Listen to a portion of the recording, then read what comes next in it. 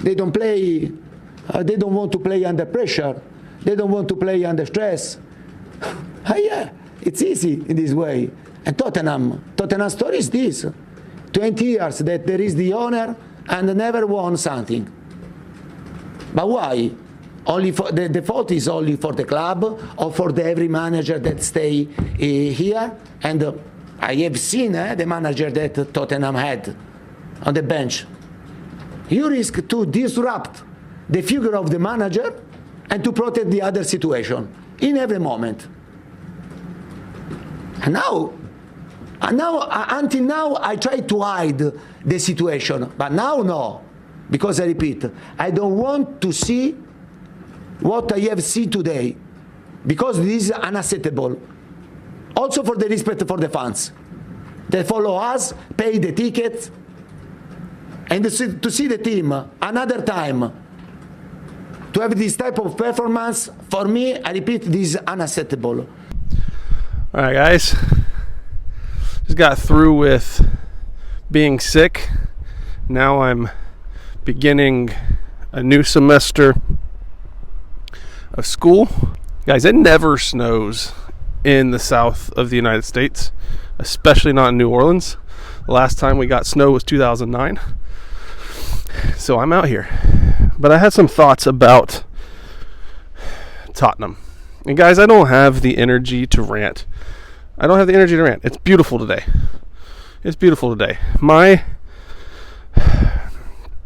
My sports teams at this juncture of my life, I don't know if there's ever been a juncture of my life where I've had less joy watching my teams play in any sport.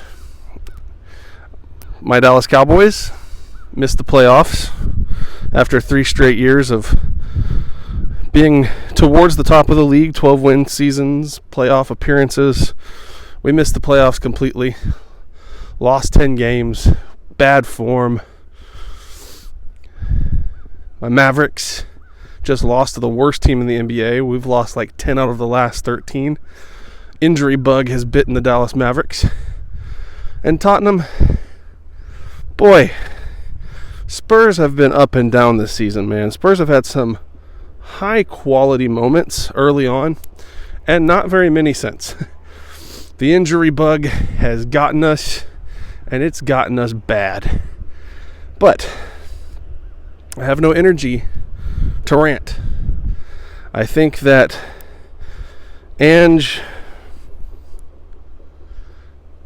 is not helping things, in my opinion, by not having a backup plan, not having any secondary philosophy. His answer always is, this is the kind of football we're going to play. This is the kind of football we're going to play.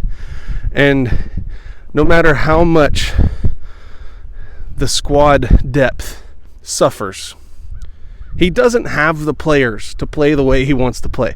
Let's just be honest about it. He doesn't have the players. He doesn't.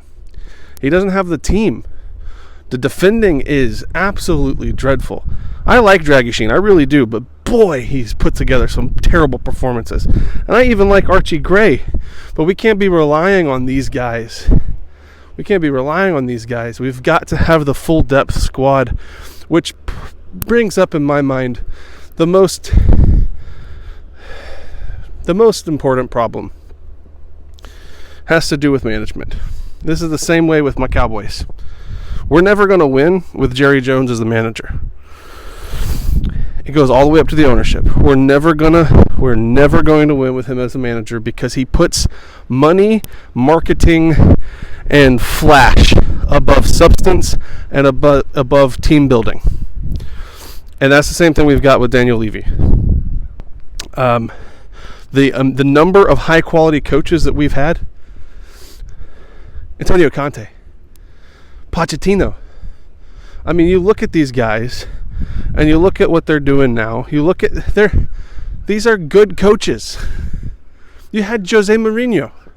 These are good coaches. Ange, I think, is a fine coach. His philosophy is fun. I really like his philosophy. He's a great coach. He's won everywhere he's gone. But our club prioritizes money over winning. And that's my thoughts here. I don't really have the energy to rant about it. I'm going to enjoy the snow. Here's a question I get a lot. Will I change teams? A lot of people say it's not too late to change teams. I have a huge announcement to make. No. Let me be honest about my support for Spurs. Okay?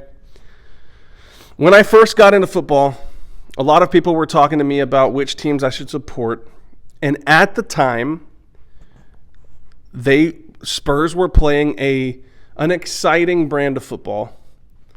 I was a fan of the goal scoring. I was a fan of what Ange was doing early on as a manager. I liked the clean kits. I liked the vibe around the club. Even though I knew the history was, people were warning me not to do it. And there was a little bit of the spite where you're telling me so much not to support this team, kind of makes me want to support this team. And then there's the whole feeling of when Spurs finally win something, if they do, that's going to feel so great to have supported a team through the worst years, to have supported a team through the rough patch, and then see them finally scale the mountain and be victorious. So that's why I became a fan. Now, I just recently put out a video about the Munich air disaster where I researched the Busby Babes and I really dug deep and learned a lot of the history. And it's one of my favorite videos that I put out. I think it's sitting under 1,000 views right now. So if you guys would go check that out, I would appreciate it because I put a lot of effort into it. But I spent a week digging into primary sources, reading books, watching documentaries, learning about the Busby Babes and the history surrounding the club and Matt Busby. And had I done that video before the Spurs bug caught me, I probably would be a Manchester United fan. Probably would have, because I loved the history and loved learning and digging into the richness of the story. But here's the awful truth. The awful truth. When Spurs lose, it gives me a searing pain. It hurts. And that's one reason I know that I've become a fan. I've really become a supporter of the club. It's genuinely ruined my week. This Everton loss and following the Arsenal loss and following all the other losses. We're 15th on the table. It hurts. It hurts really bad. So that's how I know I can't change teams.